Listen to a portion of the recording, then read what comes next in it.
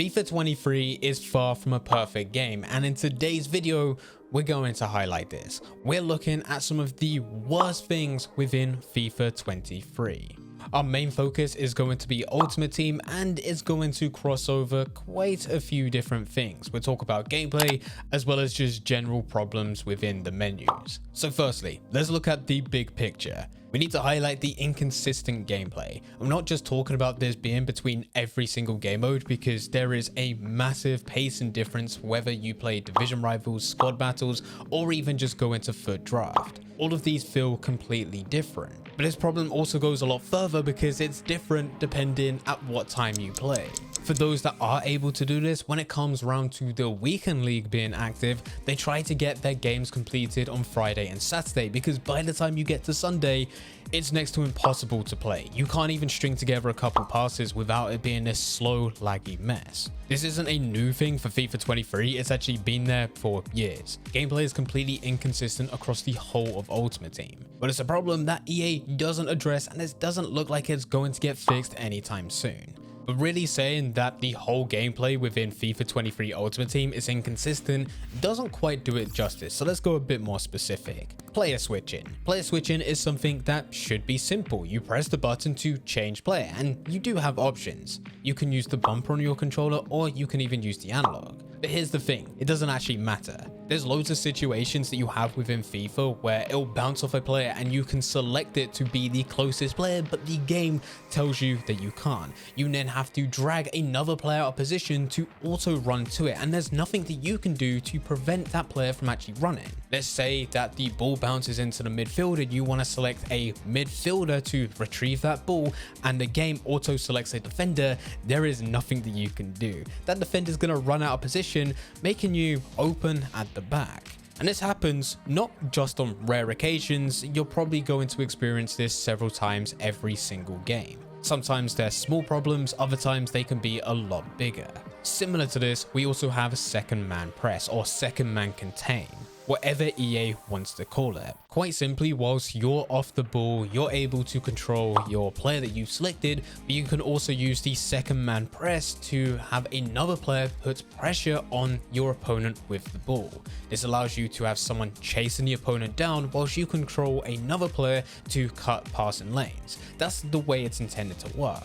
Now with this mechanic, there is a timer based on every single player. You can't do this forever, which isn't necessarily a problem. It's a game at the end of the day. But the issue that does come in is that if it is based on a timer, it should really react fairly quickly, and it doesn't. There's times where you will do the second man press and your player will be running away.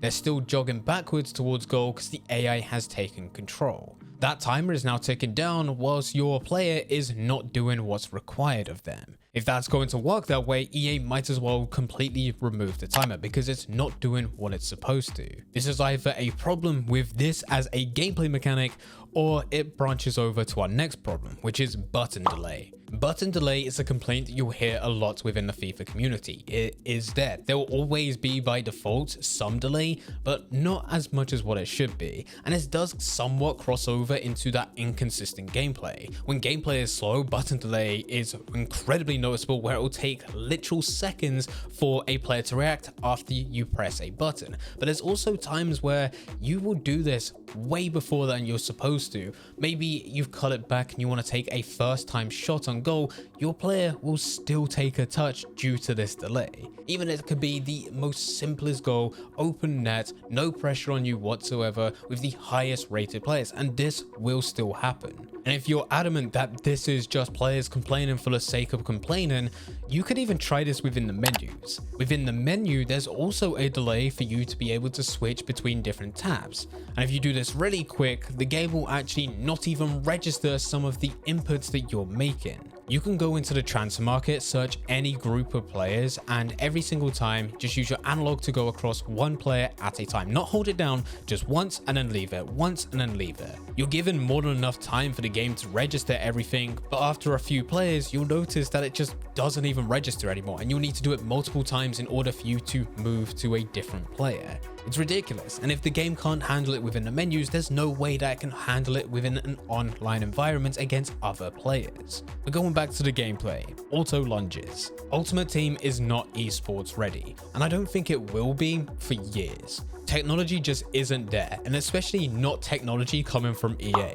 You talk about one person controlling 11 players which are backed by AI. That's you and your opponent, so 22 players. Plus on top of that, you have the AI also controlling the rules of the game. There's way too much going on. There's way too many variables with you having very little control. AI is needed within a game mode like this, but there's times in which the AI takes control and you can do absolutely nothing, and you'll see that with auto lunges. There'll be times where your opponent has the ball, they want to play a pass, but you've moved one of your players to be in that passing lane, and still, despite it being very obvious that your player is going to intercept the ball, still your opponent can make that pass and your player will lunge over.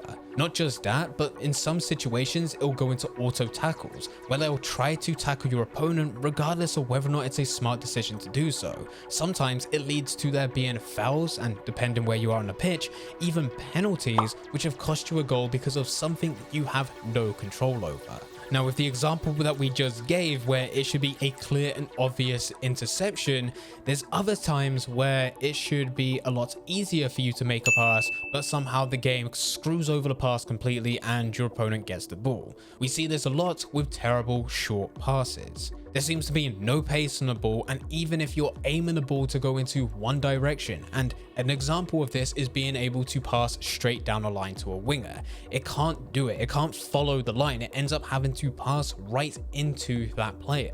And in some situations, it ends up going more directly to your winger rather than it being a through ball. That's where your winger ends up needing to track back to take a touch with the ball and then try to drive the ball forward. None of this makes sense. These are complete inconsistencies that really shouldn't happen. It should be a lot easier for you to intercept the ball when there's a bad pass, but it should be a lot easier for you to pass the ball into space than what it currently is. It always goes straight to a player, whether it be your opponent or straight to your player's feet, which shouldn't be the case in a through ball situation. And to make matters even worse, sometimes this game starts to be very forgiving. How many times have you come up to an opponent, put them under pressure, and then they've made a mistake by passing it into an area that they shouldn't have? But how many times do they still get out of that situation? There's times that this has happened to me a lot, where my opponent has put me under pressure, and what I've done is panicked. I've panicked, passed the ball in any random area. Sometimes it's an off-balance pass, but what happens is my opponent intercepts it, but doesn't control it, so the ball bounces back into my path, ready for me to run onto it and get out of that situation. It's way too forgiving, and it shouldn't be. And that's an example where that happens to me, but it also happens to my opponents a lot of the time, and they get out of situations that never should happen. If they're making mistakes like this, it should cost them. And this goes down to the whole fundamentals of FIFA. It's based on a negative feedback loop. I know everyone used to joke about scripting being within the game, kickoff glitches, 90th minute goals, 45th minute goals. These have been complaints within FIFA for years, and it does all fall under a negative feedback loop, which I am convinced is part of FIFA.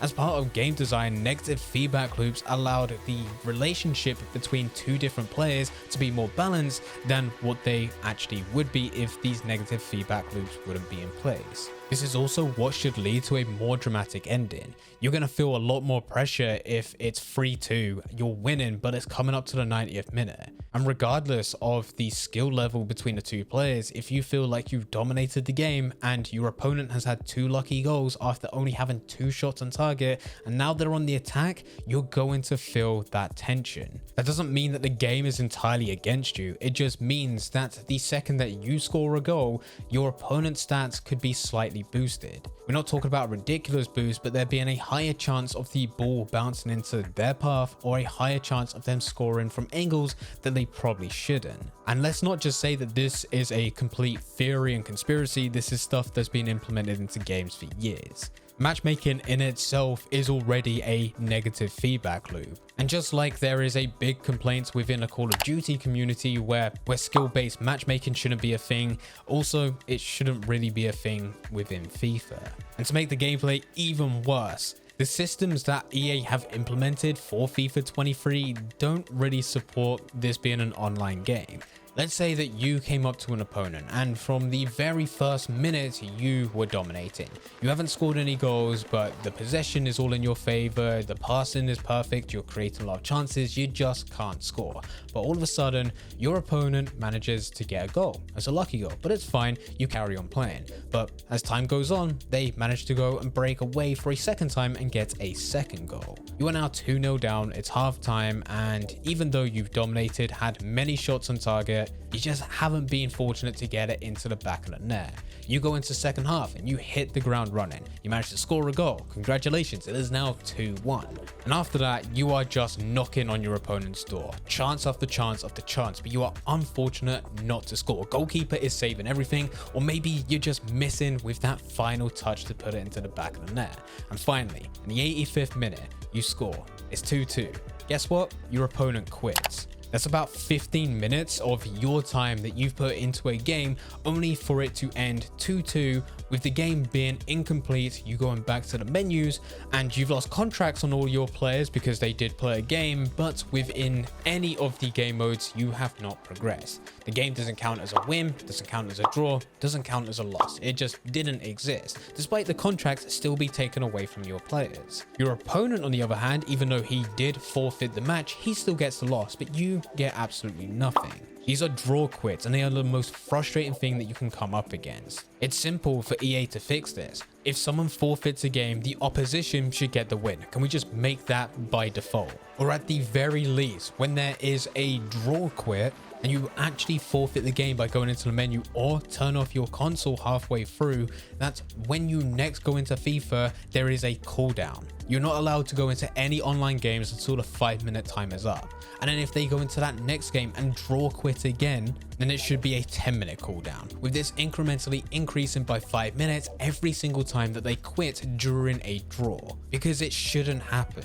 Outside of gameplay, let's talk a bit about pack weight. It seems to get worse every single year, and this is coming off the back of Team of the Year. Speaking personally, I opened over 1,000 packs. These are packs that I managed to save a month and a half before Team of the Year even started, and then I recycled all of the players that I was able to get from those packs to get even more packs, and in total through the whole Team of the Year promo, I opened over 1,000. Didn't get one Team of the Year honorable mention, no Team of the Years, and of course no Team of the Year icons. I thought, hey, it's just me being unlucky. And it turns out, no, this was the whole community. There were some top content creators within a space that poured in thousands of pounds. Tens of thousands, some of them. And for the amount of Team of the Years that they actually got, it is not worth it. The pack weight is ridiculously low, and it does get lower every single year.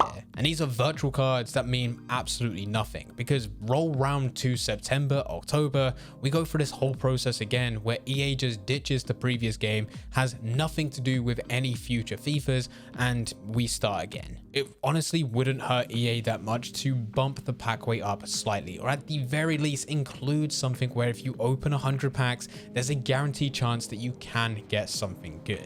And the last thing to talk about is general bugs and glitches that take forever to get fixed. As you can tell, I'm not a massive fan of the gameplay within FIFA 23. There's just way too many variables out of my control that frustrate me, so I normally play 1 or 2 per day and then leave it at that. I like going through the menus, I like completing SBCs, I like trading, and with all of them, there's been issues. There's always going to be bugs and glitches within games. But one thing that really frustrated me this year is that every time that I tried to search for a player, I would search their name, go through the cards, back out, and it would completely reset my search. So I need to type that player's name in and all the parameters just to find that exact same thing as what I was looking for. Now this issue has been fixed, but it's taken 3 months for this to get sorted. And the turnaround to fix all of this just is not quick enough. But anyway guys, here are some of the worst things within FIFA 23. This is my list. This is all the things that really irritate me within game. If you want to add to this list, then feel free to leave it in the comment section down below. But anyway guys, I hope you guys did enjoy. If you did enjoy, don't forget to leave a like and subscribe. But for now, I'm going to see ya.